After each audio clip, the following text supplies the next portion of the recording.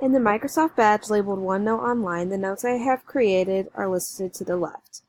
I have a theme for EDCI note page, an EDCI note page, a list of assignments note page, and a note page that was automatically created when I created the account.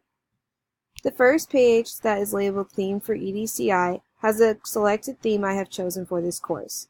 I also was able to clip a website onto this page as well.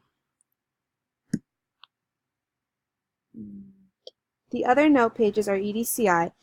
There are currently no notes on this page. In the future, I plan to write important thoughts and ideas that are presented throughout lecture in this note page. I also have a list of assignments note page.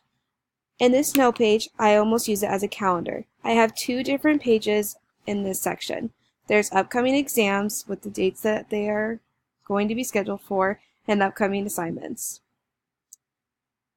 When it came to inserting the website onto the theme for EDCI, I was able to go to the website itself, click the icon in the right corner, let it load, and then press clip, and it inserted it into the page.